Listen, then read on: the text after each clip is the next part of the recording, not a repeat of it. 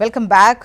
రాష్ట్రంలో ఒకవైపు రెవెన్యూ సదస్సులు జరుగుతున్నాయి. ఇందులో 1.7 లక్షల దరఖాస్తులు వచ్చాయి. అయితే వీటిలో ఎక్కువగా చూసినట్లయితే అర్హులైన రైతుల ఖాతాల్లో విస్తీర్ణం తగ్గిపోయినటువంటి రికార్డులు కావచ్చు. ఒకవైపు భూమి కొండలు గుట్టల ప్రాంతాలకు ఉన్నటువంటి పంట భూములుగా చెప్పినటువంటి రిజిస్ట్రేషన్స్కి సంబంధించి ఉన్నది లేనట్టు లేనిది ఉన్నట్టు చూపినటువంటి క్రమం అయితే వీటిలో కనిపిస్తోంది. ఒకవైపు భూదస్త్రాల ప్రక్షాళన కార్యక్రమాన్ని అడ్డుపెట్టుకొని యథేచ్ఛగా ఈ పట్టాదారు పాస్ పుస్తకాలు సంపాదిస్తున్నారు అక్రమంగా అన్నటువంటిది ఒక వార్త అయితే చక్కర్లు కొడుతోంది. దానికి సంబంధించి మాట్లాడదాం. గెస్టులు కూడా సిద్ధంగా ఉన్నారు. అల్జాపూర్ శ్రీనివాస్ గారు, వీరు బీజేపీ సీనియర్ నాయకులు. డాక్టర్ దత్తాత్రేయ గారు, వీరు బీఆర్ఎస్ సీనియర్ నాయకులు. మానవతారావు గారు, వీరు కాంగ్రెస్ సీనియర్ నాయకులు. నమస్తే అండి, welcome to the debate. Good morning అండి. ముందుగా దత్తాత్రేయ గారు, మీ దగ్గర నుంచే స్టార్ట్ చేస్తా. ముఖ్యంగా ఈ రైతు భరోసా కావచ్చు, అంతకుముందు రైతు బంధు కావచ్చు, రైతు బంధుకు సంబంధించి కూడా పెద్ద ఎత్తున విమర్శలు చూసాము. అంటే ఎవరికి పడితే వాళ్లకు ఈ కొండలు గుట్టల ప్రాంతాలకు రకరకాల అంటే సాగుకు యోగ్యం కానటువంటి వాటికి కూడా వెంచర్లకు కూడా పెద్ద ఎత్తున రైతు బంధు ఇచ్చారు, అక్రమాలు జరిగాయి అన్నటువంటి దాంతో ఇప్పుడు ఒకవైపు రెవెన్యూ సదస్సులు జరుగుతున్నటువంటి క్రమంలో ఇటువంటివి అవి కంటిన్యూ అవుతున్నటువంటి పరిస్థితి కనిపిస్తోంది. గతంలో పెద్ద ఎత్తున జరిగినవి అని కూడా బయటకు వస్తున్నాయి. అంటే ఏంటి, దీనిపైన మీరేం మాట్లాడతారు? గుడ్ మార్నింగ్ అండి జ్యోత్స్న గారు, మీకు HMTV ప్రేక్షకులకు, ప్యానెల్లో ఉన్నటువంటి పెద్దలకు. తెలంగాణ రాష్ట్రంలో గత ముఖ్యమంత్రి, తెలంగాణ రాష్ట్ర తొలి ముఖ్యమంత్రి కేసీఆర్ గారి ఉద్దేశం కొండలకు గుట్టలకు రైతు బంధు ఇవ్వాలనేది కాదు.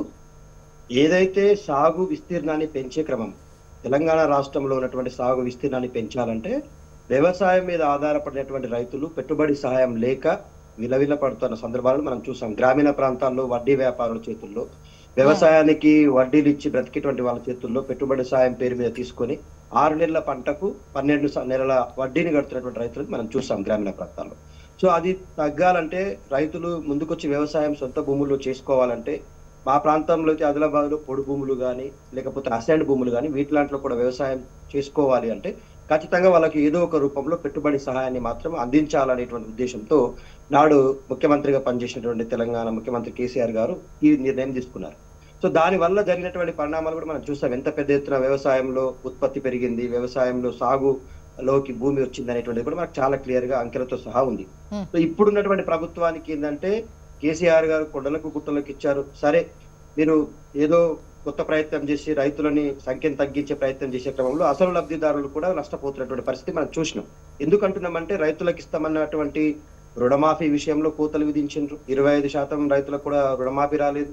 తర్వాత రైతులకు ఇస్తామనేటువంటి రైతు బంధు విషయంలో ఎన్నిసార్లు ఇవ్వకుండా ఎగ్గొట్టిండ్రో మనం చూసినాం. ఇప్పుడు ఇస్తామంటున్నది కూడా కేవలం స్థానిక ఎన్నికల కోసం హడావిడి చేస్తున్నారు, ఖర్గే గారిని పిలిపించి మీటింగ్లు పెట్టాలంటున్నారు కాబట్టి ఏదో తూతూ మంత్రంగా ఇచ్చే ప్రయత్నం చేస్తున్నారు తప్ప నిజమైనటువంటి లబ్ధిదారులకు, అసలు శిశులైన లబ్ధిదారులకు, పేద వర్గాలకు, 5 ఎకరాల లోపున్న రైతులకు కూడా ఇప్పటి వరకు రైతు బంధు పడలేదు. ఎందుకు ఇంత స్పష్టంగా చెప్తామనంటే ఆదిలాబాద్ నుంచి మొదలుకుంటే అల్లంపూర్ వరకు రైతులందరూ కూడా వాళ్ళ రైతు బంధుకు సంబంధించినటువంటి పత్రాలు తీసుకొచ్చి మేమేం పాపం చేసినాం, మాకెందుకయ్యా ఈ శాపం అని చెప్పేసి నిలదీస్తున్న పరిస్థితి మనం చూసినాం.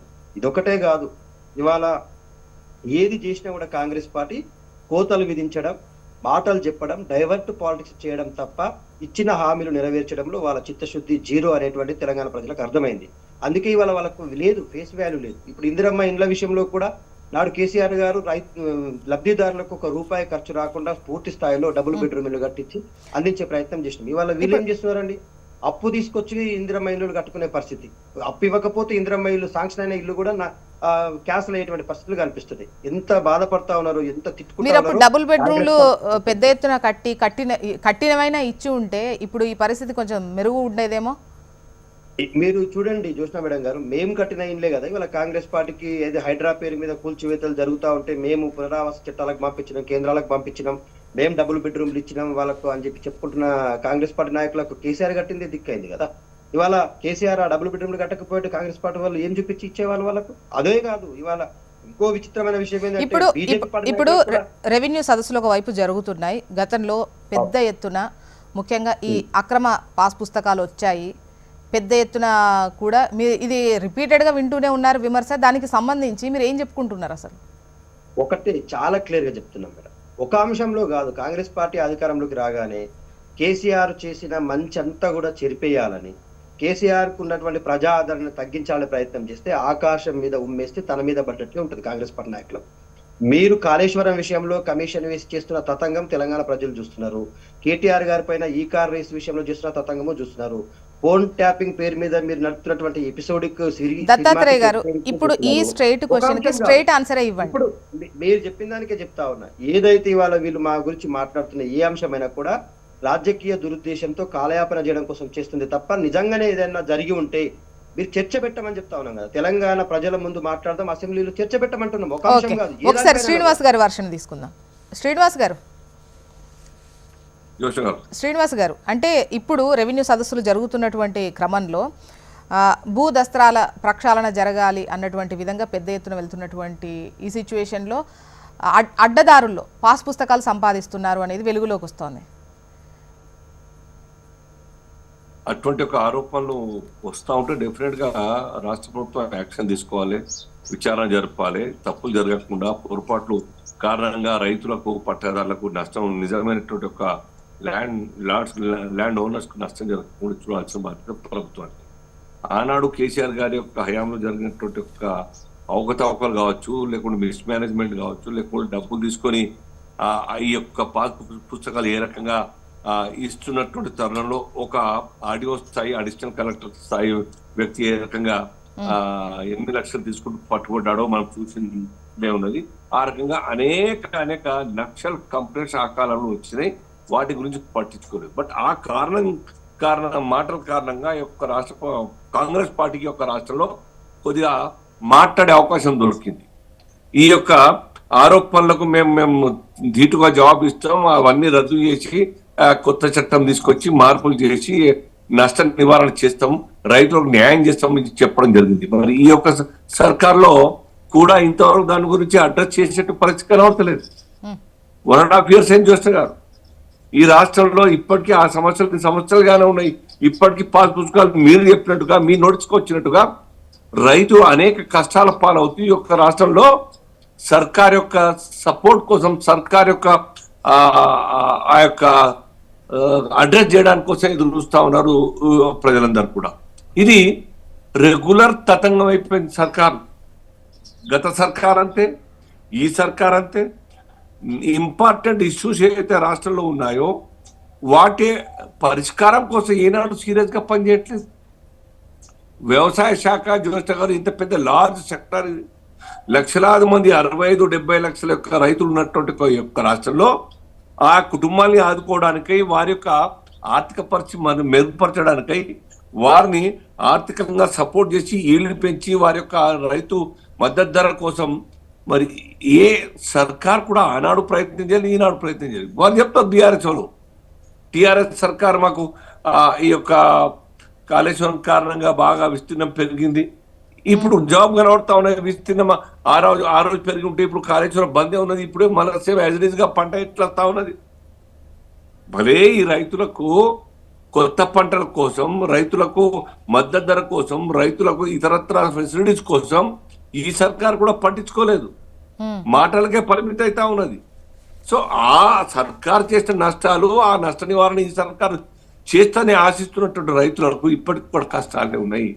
మీరు చెప్పినట్టు ఎప్పుడు బిలో 5 acres వాళ్ళకి ఇంకా చాలా మంది, ఇంకా అనేక రైతులకు రాలేదు. బిలో 5 acres ఇంకా ఎక్కువనా తక్కువనా, ఇంకా రైతు భరోసా ఇంకా రాలేదు. అంటే శ్రీనివాస్ సార్, ఇప్పుడు వెలుగులోకి అంటే అక్రమంగా పట్టాదారు పాస్ పుస్తకాలు రెవెన్యూ సిబ్బందితో కలిసి తెచ్చుకుంటున్నారు అనేది బయటకు వచ్చింది అంటే ఎంతో కొంత ట్రాన్స్పరెన్సీ కనిపిస్తోంది కదా, కాదా? ట్రాన్స్పరెన్సీ అంటే తప్పుల లెక్కలు బయటకు వస్తా ఉన్నాయి కదా, అది ట్రాన్స్పరెన్సీ. మరి అంటే మామూలుగా అధికారంలో ఉన్న వాళ్ళు వాటిని కప్పిపుచ్చే ప్రయత్నం చేస్తారు కదా. సో ఇవి బయటకు వచ్చినవి అని అంటే అక్కడ తెలుస్తోంది కదా, కాదా? కరెక్టే. 1.5 year తర్వాత కూడా ఇంకా సరి చేయలేదనే విషయం వాదన లేనట్టు అంశం. సర్కార్ చేయాలి కదా. మీరు ఇచ్చిన మాట ఎప్పుడు ఎలక్షన్స్ ముందు ఇచ్చిన మాట 1.5 years తర్వాత కూడా ఇంకా తప్పులు యాజ్ ఇట్ ఈస్ గా కనబడతా ఉన్నాయంటే మీరు ఇంతకాలం రెక్టిఫై చేయలేదు.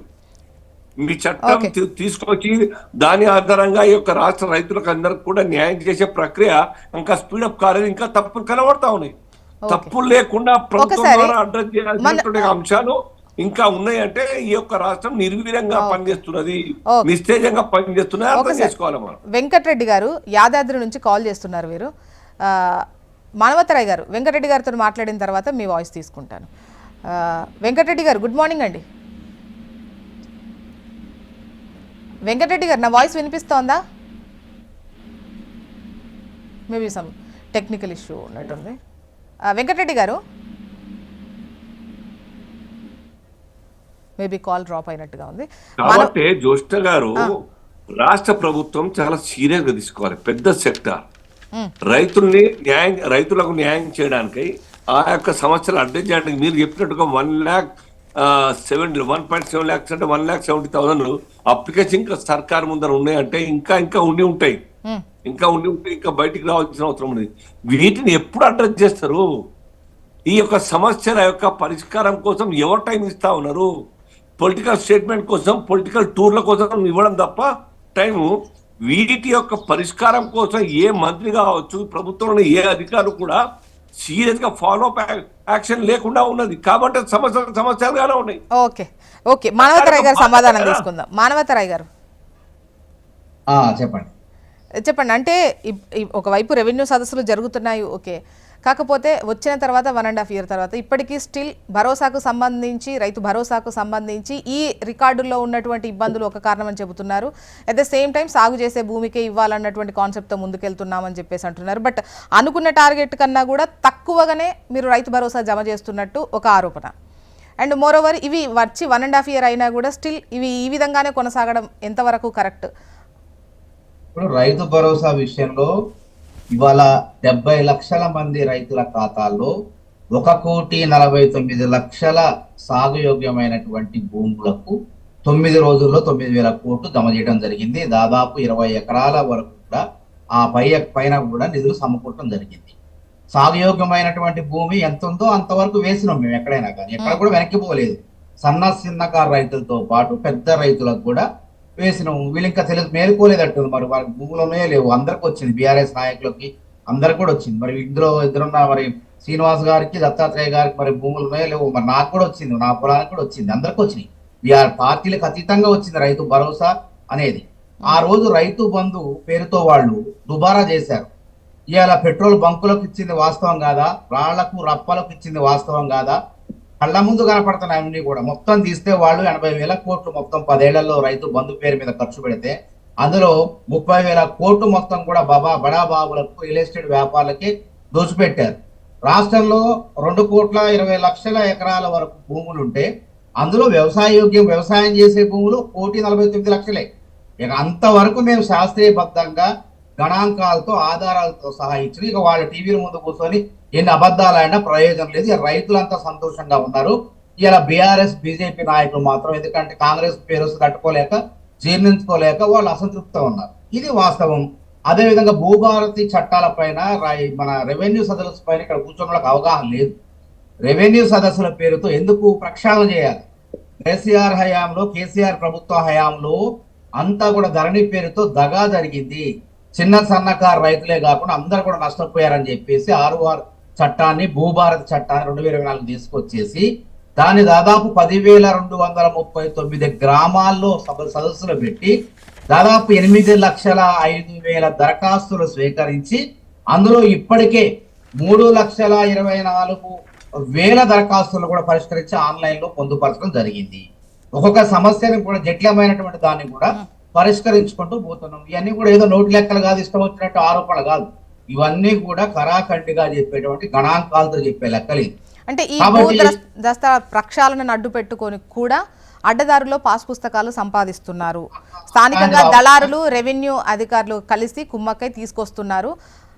ఇది అంటే మీరు ఏదైతే ప్రక్షాళన చేయాలనుకుంటున్నారో ఇక్కడ కూడా తప్పట్లేదు అనేది. ప్రక్షాళన దశలో అట్లాంటి అవకాశమే లేదు. ఎందుకంటే రికార్డులు, దరఖాస్తుల స్వీకరణ జరిగింది. అదే 10,239 గ్రామాల్లో జరిగింది. ఇంకా అవకతవకలు ఆడడానికి ఎవరికి కూడా అవకాశం లేదు. ఇప్పుడు ఆన్లైన్ లో సక్రమంగా కొన్ని అంశాలు ఉన్నాయి, సాదా పరిణామాలు, అట్లాంటి అంశాలను పక్కన పెడితే దాదాపు 3,24,000 రైతుల యొక్క సమస్యలను పరిష్కరించి ఆన్లైన్ లో పొందుపరిచి మిగతావి కూడా నడుస్తున్నాయి. అసలు దానికి సమస్యలు ఏంటి, ఏ భూములు ఎట్లున్నాయి అనేటువంటి అంశాలన్నింటిని కూడా క్రోడీకరించి దాన్ని ఒక ఆన్లైన్ వ్యవస్థలో పద్ధతి ప్రకారం పెడుతున్నాం. గతంలాగా జవాబుదారితనం లేకుండా రైతులు ఇష్టం తిరిగి తిరిగి తిరిగి కాళ్ళు అగిపోయి డిటిపి ఆపరేటర్ల అవినీతి 100 ఎకరాలు దాదాపు 17 లక్షల పైచిలుకు ప్రభుత్వ భూములు ఉంటే అందులో 3 లక్షల ఎకరాలకు అసలు అడ్రస్లు గల్లంతా అయిపోయినాయి. ఎట్లా అయిపోయినాయి? ఒక హుజూర్ నగర్ లోనే 30 ఎకరాల్లో ఒక డిటిపి ఆపరేటర్ తన ఖాతాలో వేసేసుకున్నాడు.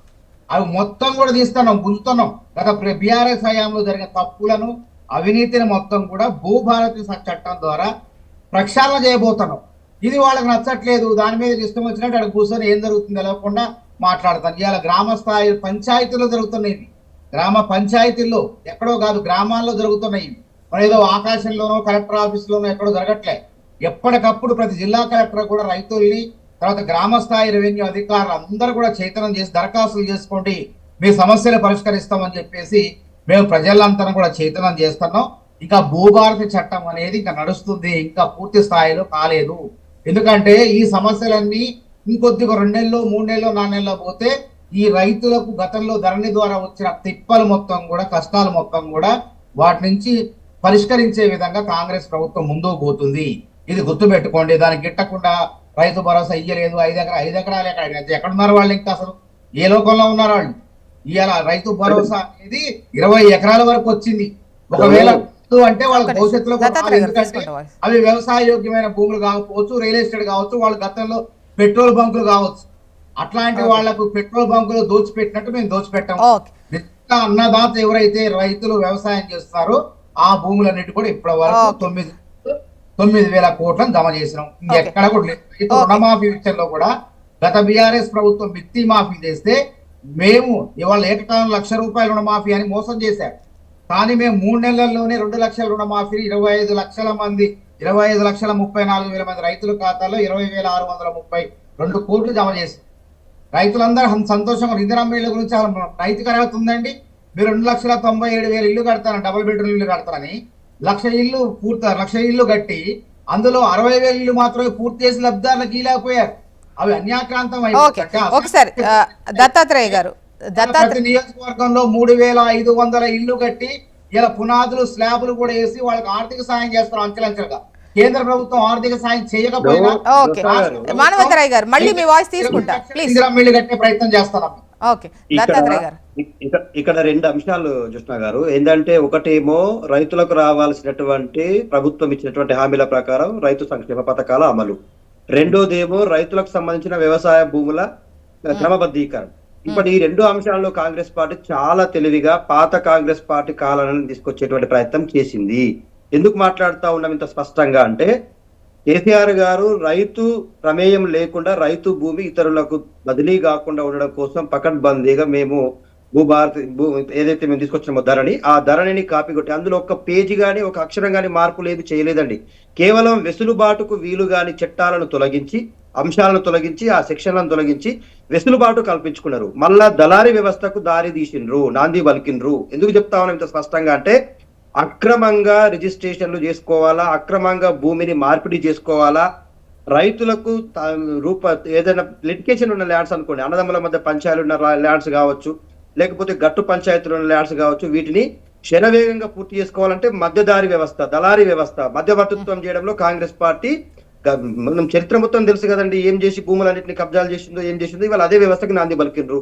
బిగ్ బ్రదర్స్, ముఖ్యమంత్రి గారి సొంత బ్రదర్స్ ఇవాళ హైదరాబాద్ లో ఉన్న, సికింద్రాబాద్ లో ఉన్న 10 ఎకరాస్ కి కన్నేసిండ్రు. ఆ 10 ఎకరాస్ ని బలవంతంగా చెయ్యం సార్, వీలు కాదు, చట్టం ప్రకారం అది తాత్కాలికమైన భవనతుల అనుమతులకు మాత్రమే ఉంది, పూర్తి స్థాయిలో రిజిస్ట్రేషన్ కు వీలు కాదు అని చెప్పేసి టిఎస్ బీపాస్ అనేటువంటిది, బౌల్డ్ నౌ అనేటువంటి సంస్థ క్లియర్ గా చెప్పినప్పటికీ కూడా బెదిరించి భయపెట్టి రిజిస్ట్రేషన్ చేసుకునేటువంటి ప్రయత్నాలు చేస్తున్నారు. సో ఇట్లా ఇక్కడే కాదు, హైదరాబాద్ లో ఉన్న భూములే కాదు, హైడ్రా పేరు మీద ఎంత హైరాణ చేస్తున్నారో హైదరాబాద్ లో చూస్తున్నాం. గ్రామీణ ప్రాంతంలో ఉన్నటువంటి భూముల విషయంలో కూడా ఇదే తంతు పలుకుతున్నారు. వీరు ఇచ్చిండ్రు కదండి మరి అసైన్డ్ భూములకు. గ్రామాలలో గ్రామ సభలు నిర్వహించి అంటే తెలుస్తుంది కదా ప్రజలకు, గ్రామాలు అంటే సిటీస్ లో. ఒకటే విషయం, గ్రామ సభలు అనేటువంటిది కేవలం వాళ్ళకు ఇప్పుడు గ్రామాల ప్రాంతాలకు వెళ్ళడానికి ముఖం లేదు. అధికారులను ముందు పంపించి తర్వాత నాయకులు వెళ్ళే ప్రయత్నం చేస్తున్నారు. ఎందుకు చెప్తున్నామంటే, నాయకుల మీద తిరుగుబాటు ఏ స్థాయిలో ఉంది అంటే, 2 లక్షల ఉద్యోగాల మీద నిరుద్యోగులు, 2,500 కోసం మహిళలు, స్కూటీల కోసం ఆడపిల్లలు, తులం బంగారం కోసం పెళ్లైన మహిళలు, వృద్ధులు వికలాంగుల పెన్షన్లు పెంచలేదా? ఎక్కడ ముఖం పెట్టుకుంటారండి వీళ్ళు కాంగ్రెస్ పార్టీ నాయకులు? చెప్పండి మీరు. ఇచ్చిన 6 గ్యారెంటీలో అనా హామీ కూడా అమలు కాలేదు. అన్ని హామీలు ఇచ్చినామని చెప్పి గప్పాలు చెప్పుకుంటూ రైతు గ్రామ సభలు పెట్టుడు, లేకపోతే రెవెన్యూ సదస్సులు పెట్టుడు, రెవెన్యూ సదస్సులతో రైతులని మళ్ళొక్కసారి ఇబ్బంది పెట్టే ప్రయత్నం. అంటే తేలిపోతుంది ఏమని, ఏ రైతు భూమి ఇబ్బందుల్లో ఉంది, ఆహా పలానా మల్లన్న రైతుది భూమి ఇబ్బందులో ఉంది కాబట్టి ఆయన పేపర్లు తీసుకొని మధ్యవర్తిత్వం చేసి బెదిరించో భయపెట్టో రూపాయి చేతిలో పెట్టి భూములు రిజిస్ట్రేషన్ చేసుకునేటువంటి ప్రయత్నమే తప్ప ఇంకోటి కాదు. దీనిలో స్పష్టంగా కనబడతా ఉంది. ఇంకా మీరు ఇంకో అంశం ఏమన్నారంటే, మేము ఇచ్చినటువంటి సంక్షేమ పథకాలు అమలు చేస్తుంటే మాకెందుకు ఓర్చుకోలేకపోతామండి? మేమిచ్చిన సంక్షేమ పథకాలన్నింటి ఎగ్గొట్టి ఇవాళ రైతులని కానీ తెలంగాణ ప్రజలను కానీ ఇబ్బంది పెడుతుంది మీరు. భూముల విషయంలో ఈ 2 అంశాలు, ఒకటి వ్యవసాయ భూములు, 2 హైదరాబాద్ లో నగరాల్లో ఉన్నటువంటి నగరాలకు వచ్చినటువంటి ప్రాధాన్యత, నగరాలకు మేము కనిపించినటువంటి పేరు వల్ల భూముల విలువ విపరీతంగా పెరిగింది. ఆ భూములను దోచుకోవడానికి ఇక బిగ్ బ్రదర్స్ అందరూ కూడా కంకణం కట్టుకొని తెలంగాణ చుట్టూ ఒక దండుపాలెం గ్యాంగ్ లాగా తిరుగుతా ఉన్నారు. భూములు మేము చేసి పెడతాం, చూసి పెడతామని అడ్డాలు ఏర్పాటైనాయండి. హైదరాబాద్ లో అన్నదమ్ముళ్ళై ఒక క్యాంప్ ఆఫీస్ లాగా పెట్టుకున్నారు. ఏ భూమికైనా పరిష్కారం చేయబడదు ఇక్కడ. ఇప్పుడు మనం పెట్టుకున్నాం జనతా గ్యారేజ్ పెట్టుకుని మేము తెలంగాణ ప్రజలు మేము పరిష్కరిస్తుంటే ఇవాళ BRS party office Janata garage గా మారితే, ప్రజల గ్యారేజ్ గా మారితే, ఇవాళ కాంగ్రెస్ పార్టీ ముఖ్యమంత్రి గారు బ్రదర్స్ ఇద్దరు ఏదైనా సెటిల్మెంట్ చేయబడు అనేటువంటి స్థాయికి దిగదారింది వాళ్ళు. మానవతారాయ్ గారు అంటున్నారు, గతంలో ఏవైతే అక్రమంగా ఏవైతే రిజిస్ట్రేషన్స్ జరిగాయో ఈ ప్రక్షాళన చేసి వాటిని అన్నింటినీ కూడా ఒక స్ట్రీమ్ లైన్ లోకి తీసుకొస్తున్నాం, అది మీరు చూసి మీరు తట్టుకోలేకే ఇటువంటి ఆరోపణలు చేస్తున్నారని వాళ్ళు అంటున్నారు. మేమేం చెప్తున్నామంటే మేడం, ప్రజలకు ఏది మంచి చేసినా మేము సహృదయంతో స్వాగతం చెప్తాం. కానీ ప్రజలని మేము మంచి పేరు మీద దాని వెనకాల ఉన్నటువంటి భూ ఆకాంక్ష, భూ దాహం అనేటువంటి దాన్ని తీర్చుకోవడం కోసం ఏదో మేము మంచి చేస్తున్నాం. నేను చాలా స్పష్టంగా చెప్పాడు కేసీఆర్ గారు, భూ ధరణిని తీసేసి బంగాళాఖాతంలో పడేస్తాం అంటా ఉన్నారు. మీరు ఏమంటారంటే తెలంగాణ ప్రజలు ధరణి వచ్చిన తర్వాతనే చాలా సమస్యలు పరిష్కారం అయినాయి, చాలా మందికి రిజిస్ట్రేషన్స్ అయినాయి, చాలా మంది రైతులు సంతోషంగా ఉన్నారు, రైతు ప్రమేయం లేకుండా భూమి బదిలీ అయ్యే పరిస్థితి లేదని చాలా స్పష్టంగా చెప్పిండు. ఇవాళ భూభారత్ దేనికోసం తీసుకొచ్చారండి? మిత్రుడు ఇంతకు ముందు 1,00,000 అప్లికేషన్లు వచ్చినాయి, 2,00,000 అప్లికేషన్లు వచ్చినాయి అంటా ఉన్నాడు. కాంగ్రెస్ పార్టీ చేసిన ఇబ్బందుల వల్ల, గత ప్రభుత్వం చేసినటువంటి భూ అక్రమాల వల్ల ఆ ఇబ్బందులను తొలగించడం కోసం, పరిష్కరించడం కోసం దశాబ్దాల సమస్యలు కూడా పరిష్కారానికి మార్గం చూపింది ధరణి. దశాబ్దాల కాలంలో ఉన్నటువంటి ఇబ్బందులను తొలగించబడ్డాయి. వాటిని ఇప్పుడు మళ్ళీ స్ట్రీమ్ లైన్ చేయకుండా మళ్ళీ మొదటి వ్యవస్థ ఎప్పుడు మళ్ళా విఆర్ఓ, మళ్ళా ఎంఆర్ఓ, మళ్ళా ఆర్డీఓ, మళ్ళా కాంగ్రెస్ పార్టీ వ్యక్తులు, నాయకులు, లోకల్ ఉన్నటువంటి వాళ్ళు మధ్యవర్తిత్వం. ఒకసారి శ్రీనివాస్ గారి వాయిస్ తీసుకో. శ్రీనివాస్ గారు, ఇప్పుడు మళ్ళీ రెవెన్యూ దళారుల వ్యవస్థ మళ్ళీ మధ్యలోకి వచ్చింది, అక్రమంగా ఈ పట్టాదారు పాస్ పుస్తకాలు వాళ్లే తయారు చేస్తున్నారు అన్నటువంటిది దేనిపైన మీదేంటిది వర్షన్? అదే ఇటువంటి పొరపాట్లు జరగకుండా చూడాల్సిన బాధ్యత సర్కార్ది జ్యేష్ఠంగా. సో ఏ ఆరోపణ ఏ పొలిటికల్ పార్టీ చేసినా వాటి యొక్క డీప్ గా స్టడీ చేసి పరిష్కరించే ప్రభుత్వం చేయాల్సిన పని. పొలిటికల్ పార్టీ చెప్పింది కాబట్టి, వాళ్ళ మా ప్రత్యర్థి కాబట్టి వాళ్ళ మాట వినే ప్రసక్తి లేదని చెప్పించి నకారాత్మకంగా ఆలోచించి ఇస్తా అంటే ఈ తప్పులుగానే కుప్పలుగా ఉంటాయి. గత సర్కార్లో కూడా అనేక విషయాలు జరిగినట్టు తప్పులు ఈనాటి యొక్క బీఆర్ఎస్ నాయకులు ఒప్పుకోపోచుకొని వారి యొక్క ఆగడాల మీద, తప్పుల మీద జరుగుతున్నటువంటి ఎంక్వైరీ కమిషన్లలో జరిగినటువంటి అనేక అధికారులు ఏ రకంగా చేసినారు, వాళ్ళకు అఫిడవిట్స్ ఏంది, వాళ్ళ స్టేట్మెంట్స్ ఏంది, ఇంకా 4 రోజులు అయితే బయట పడతాయి. సో ఇదేం వాళ్ళు బీఆర్ఎస్ మాటలు మాట్లాడేటువంటి మాటలు ఇవాళ నమ్మే పరిస్థితి లేరు. ఆనాడు జరిగిన తప్పులు, ఈనాడు కూడా జరుగుతున్న తప్పులు ఇవాళ వాస్తవాలు రేపు కాకుండా ఎల్లుండి బయటకు వస్తే పాత కూడా ఈ సర్కార్ కూడా అదే చేస్తా ఉన్నది. ఇప్పుడు దత్తాత్రేయ గారు చెప్పినారు కదా, ఆ కుటుంబాలు ఏ రకంగా కాంగ్రెస్ సర్కార్ కుటుంబాలు, మంత్రులు కావచ్చు, ముఖ్యమంత్రి కావచ్చు, ఇంకెవరైనా కావచ్చు, ఏ రకంగా పవర్ తమ గుప్పిట్లో పెట్టుకొని ఏ రకంగా నడిపిస్తా ఉన్నారో మనకు చూస్తా ఉన్నాం. దాని కారణంగా ఎంత మేరకు నష్టం జరుగుతా ఉన్నది చూస్తా ఉన్నాం. మీరు you are meant for government అంటేనే ప్రజల సంక్షేమం కోసం, రాష్ట్ర అభివృద్ధి కోసం వారి యొక్క బాధ్యత దాన్ని ఇస్తలేరు. వాళ్ళకి అర్థమైపోయింది మళ్ళీ సర్కార్ రాదు, మా పార్టీ సర్కార్లోకి రాదు, ఇప్పుడే దండుకోవాలి. గత 10 ఏళ్ల కాలం మేము మొత్తం వనవాసం చూసినాం, డబ్బులు లేవు, భూములు అమ్మినాం, రాజకీయాల కారణంగా బాగా ఎలక్షన్ ఖర్చు పెట్టుకున్నాం. రాబోయేటువంటి 10-20 సంవత్సరాల కోసం డబ్బు కూడా పెట్టాలి, ఇంకా 4 తరాల కోసం మొత్తం ఖజానా నింపుకోవాలి. కాబట్టి ఎక్కడో అక్కడ వాళ్ళంతా కూడా డబ్బు సంపాదన మీద దృష్టి పెట్టినారు. నేను చెప్తున్నా ఒక్కటే, కాంగ్రెస్ కు ఇంకా 3.5 years ఉన్నది జ్యోష్ణ గారు. ఇప్పటి మార్పులు ఇప్పటికైనా మీరు మెంటల్ గా ప్రిపేర్ అయ్యి ఈ రాష్ట్ర అభివృద్ధి కోసం ప్రయత్నం చేయండి. మీరు అనేక అంటే శ్రీనివాస్ గారు అభివృద్ధి కోసము అంటే ఈ గతంలో ఏవైతే తప్పులు జరిగాయో రిజిస్ట్రేషన్స్ క్రమంలో వాటిని అన్నిటిని ప్రక్షాళన చేసేటువంటి క్రమంలో ముందుకెళ్తుంటే ప్రతిపక్షాలు కావాలని ఈ విధంగా తప్పు జరిగిపోతోంది, అక్రమాలు జరుగుతున్నాయి అనేటువంటి విమర్శలతోని ముందుకెళ్తున్నారు అని అంటున్నారు. ఒక్క నిమిషం కోసం వారి మాటల్లో నిజాయితీ ఉన్నాయి అనుకుందాం. మా దృష్టిలో వచ్చినటువంటి తప్పులు, అక్రమాలు, అవినీతి ఇటువంటి ఒక మీ మీడియా ద్వారా మాట్లాడుతూ ఉంటే, లేకుంటే ప్రెస్ మీట్ల ద్వారా మాట్లాడుతూ ఉంటే, లేదంటే రిటర్న్ కంప్లైంట్ ఇస్తూ ఉంటే వాటిని పాజిటివ్గా తీసుకోవాల్సిన బాధ్యత సర్కార్ది కదా. ప్రతిపక్షాలు అంటేనే తప్పులు జరగకుండా చూసేందుకు ప్రభుత్వం మీద దృష్టి పెట్టడం, ఒత్తిడి పెంచడం ప్రయత్నం చేసి, సో దాన్ని పాజిటివ్గా తీసుకొని కరెక్ట్ చేసేటువంటి ఒక రెక్టిఫై చేసేటువంటి ఒక ప్రయత్నం చేయాల్సిన బాధ్యత సర్కార్ది. దాన్ని కాకుండా నోటికి వచ్చినట్టు మాట్లాడుతూ ఉంటారు నాయకుల మీద. అరే ప్రభుత్వం అంటేనే అధికార పక్షం, ప్రతిపక్షం అందరు కలిసే ప్రభుత్వం. ప్రజల కోసం పనిచేసేటువంటి పొలిటికల్ పార్టీ యొక్క అభిప్రాయాన్ని, దృష్టిలోకి వచ్చినటువంటి ఒక పొరపాట్లను సర్కార్ దృష్టికి తీసుకొస్తే దాన్ని థ్యాంక్స్ చెప్తూ పాజిటివ్గా తీసుకొని పరిష్కారం చేయాల్సిన ప్రభుత్వాలు పని కట్టుకొని దుమ్మెత్తి పోసే ప్రయత్నం ఇది మంచిది కాదని చెప్తున్నాను. ఇప్పటికన్నా రాష్ట్రంలో మీరు చూడండి, వ్యవసాయ శాఖ Tummala Nageswara Rao, with due respect, వారు ఈ యొక్క రాష్ట్రంలో కొత్త పంటలు పెంచడానికి ఏం ప్రయత్నం చేశారు, ఈ యొక్క రాష్ట్ర రైతుల్ని ఇంకా అదనంగా వారికి ఆర్థికంగా ఇతోధికంగా సపోర్ట్ చేయడానికి మీరు తీసుకున్నటువంటి స్టెప్స్ ఏంటి? Can you show? సింగిల్ ఏమి లేదు, ఓన్లీ వరి మాత్రమే. అరే భయ్ ఎటు పోతున్న దునియా, ఎంత స్పీడ్ గా మనం ముందుకు పోవాలి. ఒకసారి మానవతరాయ్ గారు గతంలో ఈ రెవెన్యూ శాఖకు సంబంధించి ఒక శాఖను మొత్తమే అవినీతిమయం చేసి మాట్లాడారు, దానికి సంబంధించి ఎటువంటి కార్యనిర్వహణ లేకుండా చేశారు. బట్ మేము గతంలోనే ముందుకు తీసుకొస్తున్నాం అన్నటువంటి క్రమంలో ఇప్పుడు రెవెన్యూ దళారులు కలిసి ఇటువంటి అక్రమాలకు మళ్ళీ పాల్పడుతున్నారు అన్నటువంటిది వాయిస్ వినిపిస్తోంది. ఎట్ ద సేమ్ టైం అంటే కొన్ని ప్రాంతాల వైజ్గా కూడా చెప్పారు, కొమరంభీం, ఆసిఫాబాద్, రాజన్న సిరిసిల్ల, నల్లగొండ, సూర్యాపేట, సిద్దిపేట ఈ జిల్లాల్లో భారీ విస్తీర్ణానికి పాస్ పుస్తకాలు జారీ అయ్యాయి, అది అక్రమ పద్ధతుల్లో, అడ్డదారుల్లో. దానికి సంబంధించి కలెక్టర్ ఇంటర్ఫియర్ అయ్యి కొన్ని అయితే సమసిపోయేలా చేశారు, బట్ పూర్తి స్థాయిలో జరగలేదు అన్నటువంటిది కూడా క్లియర్గా తెలుస్తోంది. ఇక్కడ దీనికి సంబంధించి వివరాలు ఇది అధికారికంగానే భద్రాద్రి, జయశంకర్, భూపాలపల్లి, మహబూబాబాద్ జిల్లాల్లో కొన్ని చోట్ల గతంలో లేని భూములకు కొత్తగా హక్కులు వచ్చాయట. అంటే ఉన్నది లేనట్టు, లేనిది ఉన్నట్టు. ఉన్నది లేని కాదు, భూభారత చట్టాల్లో నిజంగా రైతుల మన ధరణి చట్టంలో అది దొరల చట్టంగా మారిపోయింది. ఎప్పుడో ఆ గ్రామాలను వదిలి ఆ నగరాలకు వచ్చి ఆ భూములు తక్కువ ధరలకు అమ్ముకొని, పేదవాళ్ళకు అమ్ముకొని, వాళ్ళు రైతులందరూ కూడా నిజమైన రైతులందరూ వ్యవసాయం చేసుకుంటూ దాని మీద ఆధారపడుతుంటే, ఎప్పుడైతే ధరణి చట్టం తీసుకొచ్చారో ఈ దొరలంతా కూడా మళ్ళీ గ్రామాలకు వెళ్ళి రైతులు సాగు చేసుకుంటున్నటువంటి కొనుక్కున్నటువంటి భూముల మాయ అని చెప్పేసి మోసం చేశారు. ఆ విధంగా లాక్కునే ప్రయత్నం చేశారు. కాబట్టి భూభారతి చట్టం ఏంటంటే, ఎవరైతే భూమి మీద ఉండి వ్యవసాయం చేస్తున్నారో వాళ్ళ దగ్గర ఆధారాల కాగితాలు ఉంటే దరఖాస్తు చేసుకుంటే అట్లాంటి వాళ్లకు దొరల నుంచి పేద రైతులకు విముక్తి కలిగించే విధంగా చేస్తున్నాం. అక్కడ అవే పరిష్కరిస్తున్నాం. ఇవాళ నమస్తే తెలంగాణలో, ఒక గుమ్మస్తా తెలంగాణలో వచ్చిన పత్రికలో కథనం లేదండి.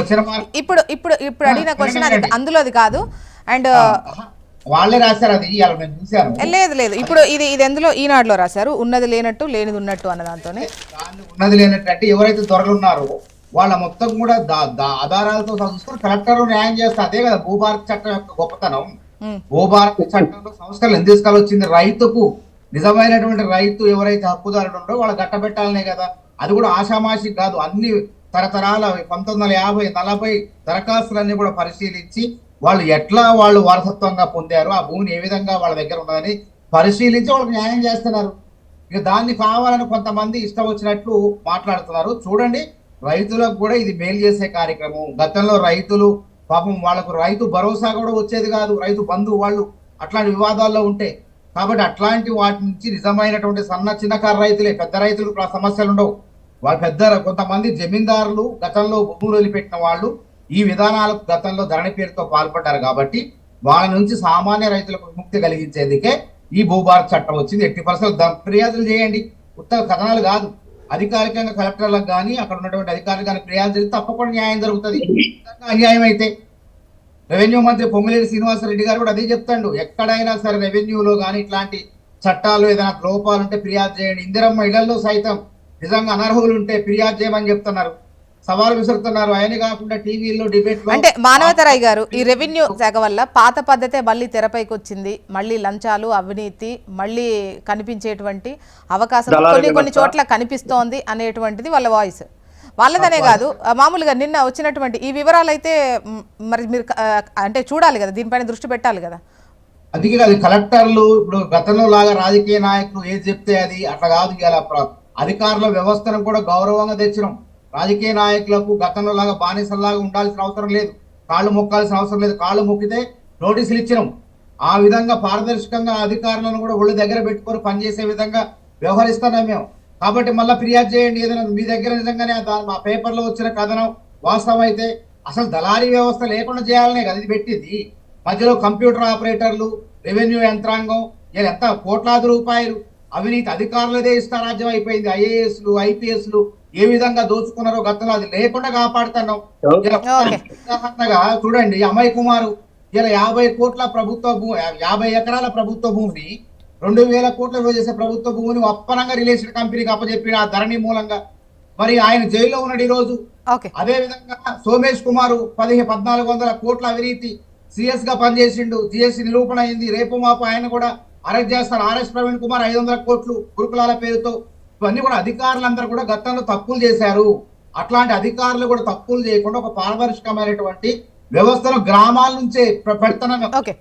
ఒకసారి దత్తాత్రేయ గారి వాయిస్ కూడా తీసుకుందాం. మానవతరాయ్ గారు, దత్తాత్రేయ గారు చెప్పండి.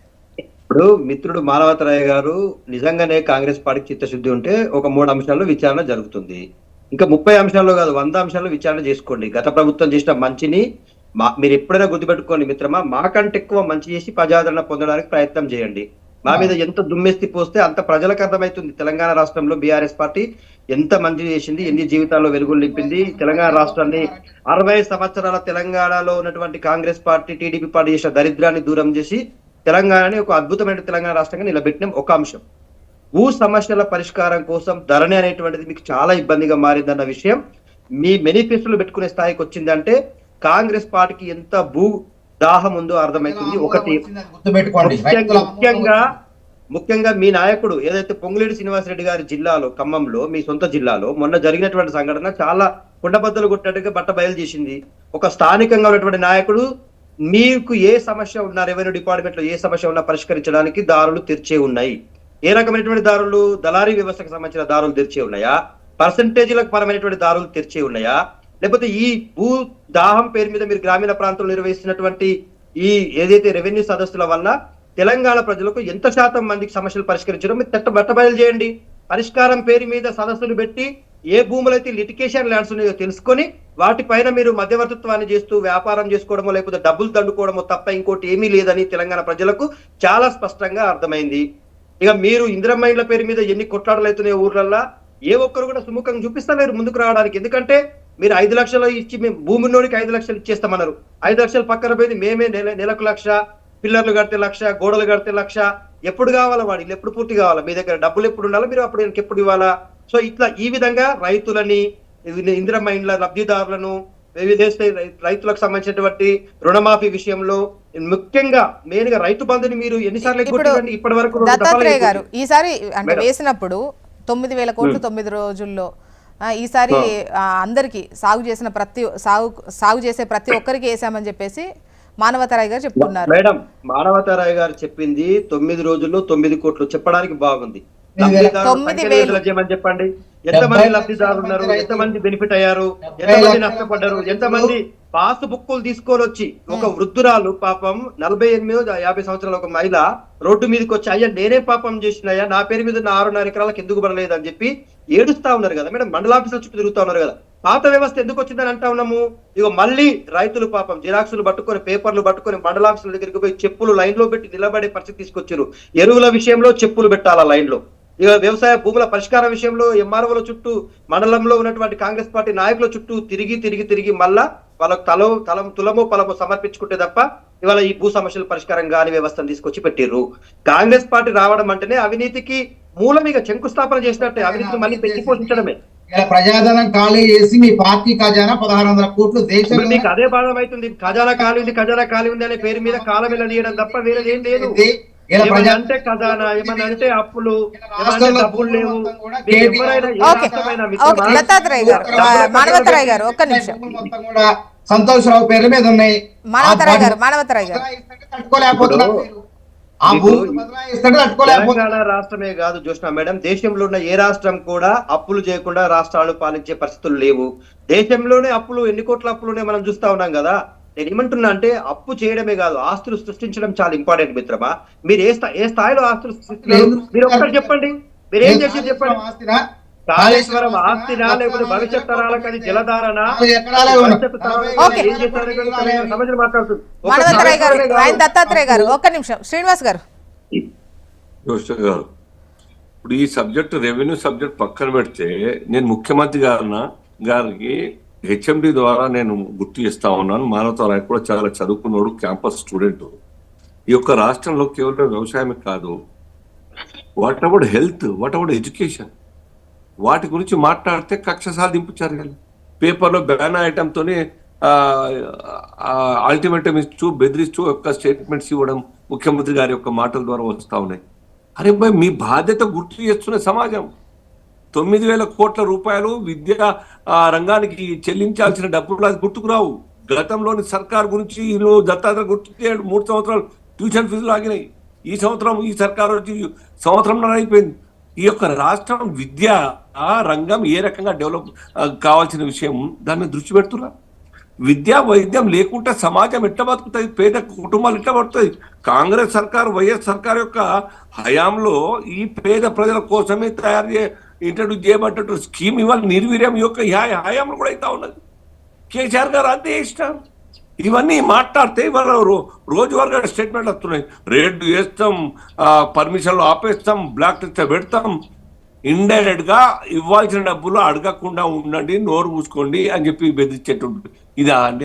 యంగ్స్టర్ ముఖ్యమంత్రి గారు, నేను with due respect Revanth Reddy గారికి చెప్తా ఉన్నాను. ఇలా అనేక సబ్జెక్ట్ యొక్క రాష్ట్రంలో సర్కార్ ద్వారా నెగ్లెక్ట్ కాబడుతున్నటువంటి అంశాలున్నాయి. సర్కార్ ద్వారా కక్షపూరితంగా వ్యవహరించేటువంటి విషయాలు ఉన్నాయి. ఈ యొక్క సర్కార్ ఆలోచించాలి. ఈ సర్కార్ ద్వారా ఈ యొక్క దృష్టి పడనికి నేను గుర్తు చేస్తున్నా తప్ప ఇంకే ఉద్దేశం కాదు. మీరు ఇంకా మంచి చేయాలని కోరుకుంటున్నాం. ఇంకా 3.5 ఇప్పుడు రెవెన్యూ శాఖకు సంబంధించి వస్తున్నటువంటి ఆరోపణలపై మీరేమంటారు? అంటే ముఖ్యంగా చెప్పాలంటే రెవెన్యూ శాఖకు సంబంధించి అసలు పారదర్శకంగా ఉండే విధంగా, రైతులకు ఈజీ యాక్సెస్ ఉండే విధంగా ఈ రెవెన్యూ శాఖను మళ్ళీ తీసుకొచ్చినటువంటి క్రమంలో, వాళ్ళ ఇన్వాల్వ్మెంట్ ఎక్కువ చేసినటువంటి క్రమంలో జోష్ట గారు, భారతీయ జనతా పార్టీ ఏ మంచి నిర్ణయానికైనా ప్రజల బావు కోరి చేస్తున్నటువంటి పనికి స్వాగతిస్తుంది. ఆనాడు కూడా సమ్ ఎక్స్టెంట్ ధరని సమర్థించినాం. ఈనాడు కూడా ఏదైనా మార్పులు చేర్పులకు పేరు మార్చి పని కట్టుకొని పేరు మార్చిన అది దాన్ని నేను చర్చ తీసుకురావటం లేదు. బట్ ఇప్పుడు కూడా ఉండేటువంటి ఒక మార్పుల కారణంగా ఏమైనా మంచి జరుగుతా ఉంటే మేము స్వాగతిస్తాం. కానీ మంచి జరగనప్పుడు, నష్టం జరిగినప్పుడు నష్ట నివారణ కోసం చేసేటువంటి ప్రతిపాదనలు కావచ్చు, సలహాలు కావచ్చు, పాజిటివ్ దృక్పథంతో సర్కార్ స్వీకరించాలి. Whether it could be BRS or Bharatiya Janata party.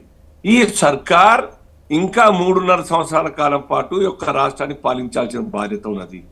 So మీరు కలెక్టివ్ గా డెసిషన్ తీసుకొని కలెక్టివ్ ఎఫర్ట్ పెట్టి రాష్ట్రాన్ని డెవలప్ చేయడానికి ప్రయత్నాలు చేయండి. కక్షపూరితంగా కాకుండా, నెగ్లిజెన్స్ ఏమాత్రం కూడా లేకుండా ఈ రాష్ట్రంలో అనేక అంశాల యొక్క ధరణి కావచ్చు, ఇంకేమైనా కావచ్చు. ఇప్పుడు మీరు చెప్తా ఉంటారు రెవెన్యూ విషయంలో ఇన్ని జరుగుతున్నా ఇంకా తప్పులు ఏం జరుగుతున్నాయి? ఈ సర్కారు కూడా తప్పులు జరుగుతున్నాయి కదా.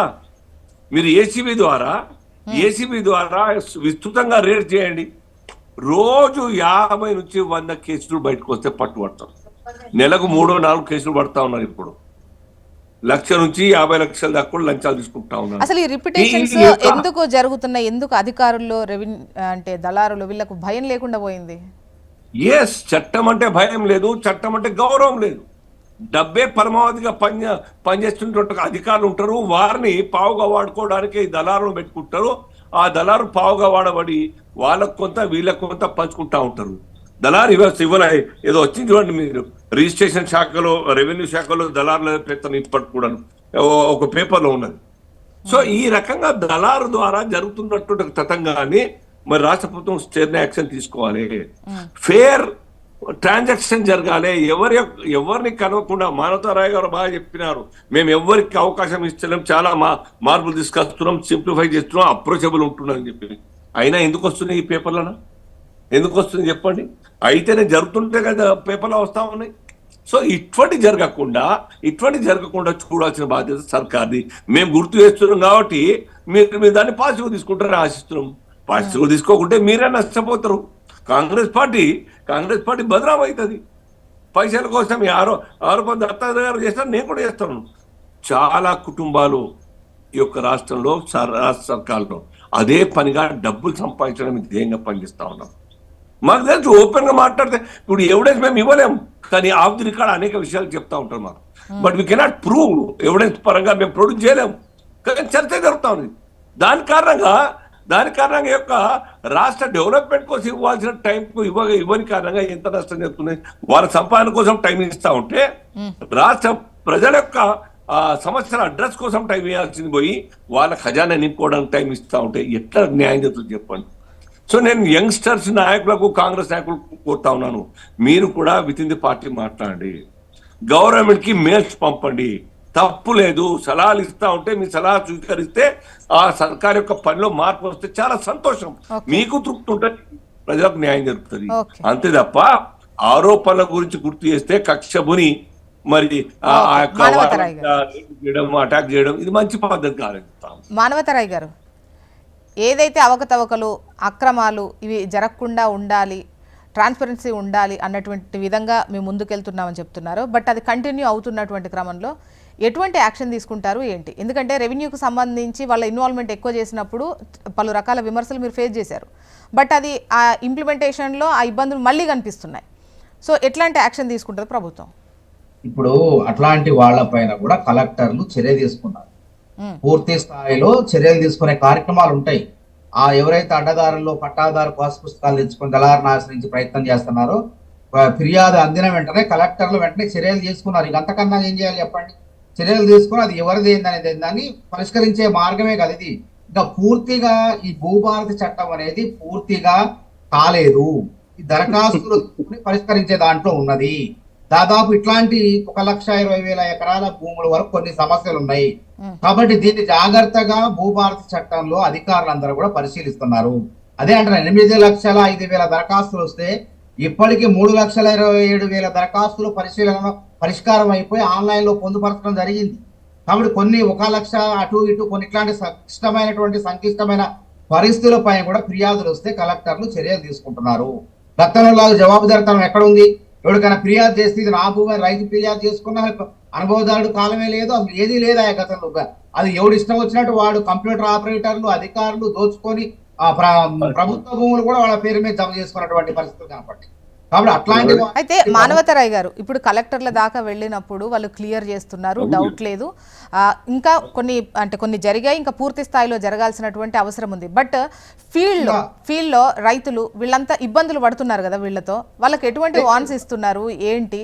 వాళ్ళపైన నిఘా ఉండాల్సినటువంటి అవసరం అనిపిస్తోంది. ఇప్పుడు మనకి అవకతవకలు జరిగేది ఎట్లా తెలుస్తుంది? ఫిర్యాదు ద్వారా తెలుస్తుంది. గతంలో ఫిర్యాదు చేస్తే పట్టించుకున్న నాదుడే లేడు, కానీ ఇలా ఫిర్యాదు చేస్తే కలెక్టర్ దాన్ని తిరిగి తోడుతున్నారు, విచారణ జరుపుతున్నారు, చర్యలు తీసుకుంటున్నారు, స్థానిక అధికారులను సస్పెండ్ చేస్తున్నారు. ఈ విధానాలు ఉన్నాయి ఇప్పుడు. అందుకే రైతులే ఫిర్యాదు చేయాలి. సోమేష్ కుమార్ గురించి ఏంది? ఆయన రెవెన్యూ మొత్తం ఆయనే ఉండే ఆయన చేతిలో. సోమేష్ కుమార్ అదే శ్రీనివాస్ గారు ఒక్క నిమిషం. మన ఇక్కడ భూదాన భూముల్ని ఐఏఎస్లు, ఐపీఎస్లు ఏ విధంగా కాజేసే ప్రయత్నం చేశారు టిఆర్ఎస్ కేసీఆర్ ప్రభుత్వంలో. హైకోర్టే మొట్టికాయలు వేసింది, వాళ్ళకి నోటీసులు ఇచ్చి పిలిపిస్తుంది దానికి. అట్లాంటి అవకాశం కాపాడేందుకే కదా కలెక్టర్ల వ్యవస్థ ఇవాళ చర్యలు చేపడుతుంది. అదే అంటే జవాబుదారితనం ఉంది ఇక్కడ, అక్కడ జవాబుదారితనం లేదు, చెప్పుకునే ఆ నాదులే లేడు. ఇది అధికారులే కబ్జాలకు పాల్పడ్డారు. ఆ రోజు సోమేష్ కుమార్ 1,400 కోట్ల జిఎస్టి అంటే కొనుగోలు చేయకుండా కొన్నట్టు నకిలీ బిల్లులు సృష్టించి ఏ విధంగా 1,400 కోట్లు దోచుకున్నాడో కేసీఆర్ కి దోచిపెట్టిన మనకు తెలుసు. కాబట్టి ఇట్లాంటి వాళ్ళ పైన కూడా, అధికారులందరి పైన కూడా ఎవరైతే బీఆర్ఎస్ హయాంలో పేదల భూములని ప్రభుత్వ భూముల్ని కాజేశారో వాళ్ళ పైన చర్యలు ప్రారంభమైన అమయ్ కుమార్ కలెక్టర్ జైల్లో ఉండండి. ఇప్పుడు 2,000 కోట్ల ప్రభుత్వ భూమిని రియల్ ఎస్టేట్ కంపెనీకి దారాదత్తం చేసినట్టే ఒక అమయ్ కుమార్ చేసిండా, దాని వెనక చాలా పాత్ర ఉన్నది. కాబట్టి అన్ని కూడా ఎవరైతే బీఆర్ఎస్ హయాంలో కేటీఆర్, హరీష్, కవిత వీళ్ళు ఎట్లా కొల్లగొట్టారో ఆ భూములన్నీ కూడా వీళ్ళ రైతులకు పంచుతుంటే వీళ్ళకు కళ్ళు ఎర్రబడుతున్నాయి. ఇప్పుడు జ్యోత్స్న గారు ఏదైతే మిత్రుడు మానవత గారు చెప్తా ఉన్నారో, తెలంగాణ రాష్ట్రంలో ఉన్న భూములు ఎన్ని రకాల భూములు ఉన్నాయో మనందరికి తెలుసు.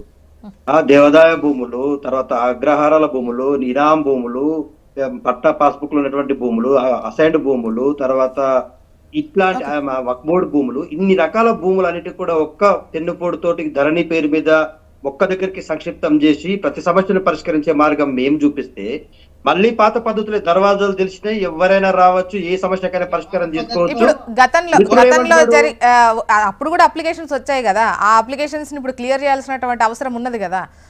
ఏమంటున్నా, ఒక నిమిషం మేడం, భూముల దందా అనేటువంటిది ఇవాళ పరిష్కరిస్తే రేపటితో పూర్తిలో సమాప్తం అయిపోయినట్టుగా ఉండదు. ఇవాళ జ్యోత్స్న గారు తీసుకున్న 10 ఎకరాలు రేపు దత్తాత్రేయకి అమ్మచ్చు, రేపు దత్తాత్రేయ తీసుకున్న 5 ఎకరాలు మానవతరాయకి అమ్మచ్చు. నిరంతరం కొనుగోలు అనేటువంటిది జరుగుతూ ఉంటది. కాబట్టి సమస్య పరిష్కారానికి మార్గాలు వెతకాలా, సులభతరం చేయాలా, రైతులకు ఇబ్బందులు లేకుండా చేయాలా. అదే చేసినాం కదా మేడం. ఇప్పుడు జ్యోత్స్న మేడం గారు 5 ఎకరాల ల్యాండ్ నాకు అమ్మింది అనుకోండి, 5 నిమిషాల్లో మేము రిజిస్ట్రేషన్ పేపర్ చూపించినాం, 15 రోజులు. మానవతరాయ్ గారు దీనిపైన అయితే దృష్టి పెట్టాల్సినటువంటి అవసరం ఉంది ప్రభుత్వం. ఎందుకంటే రెవెన్యూ మీద వస్తున్నటువంటి క్రమంలో రెవెన్యూ సిబ్బంది, అదేవిధంగా దళార్లకు సంబంధించి క్వశ్చన్స్ రేజ్ అవుతున్నాయి. ఎట్ ద సేమ్ టైం వాళ్ళకు సంబంధించినటువంటి క్రమంలో నిఘా ఎక్కువ ఉండాల్సినటువంటి అవసరం అయితే కనిపిస్తుంది. ఎందుకంటే ఒక ఇబ్బంది జరిగిన తర్వాత రైతులు పదే ఆ అప్లికేషన్స్ పట్టుకొని తిరిగేటువంటి అవకాశం ఇబ్బంది అవుతుంది. కొంతమంది చెప్పుకోలేరు. దీంతో ఏమవుతుందంటే లంచం ఇస్తే అయిపోతుంది అన్న కాటికి ప్రజలు కూడా మల్లుతారు. సో మీరు వాళ్ళపైన నిఘా పెట్టాల్సినటువంటి అవసరం ఉంది. ఎంత ఈజీ యాక్సెస్ ఉండాలి అన్నటువంటి నిర్ణయం తీసుకున్నారో అట్ ద సేమ్ టైం వాళ్ళకి ఇబ్బంది లేకుండా చేయాల్సినటువంటి అవసరం కూడా ఉంది. నిఘా పెట్టాలని కోరుతున్నాం. And thank you so much అండి డిస్కషన్లో పాల్గొన్నందుకు. మానవతరాయ్ గారు, దత్తాత్రేయ గారు, శ్రీనివాస్ గారు, థ్యాంక్ యూ అండి. ఇది ఇవాల్టి న్యూస్ అనాలిసిస్. చూస్తూనే ఉండండి హెచ్ఎం టీవీ. వార్త ఆగదు, నిజం దాగదు.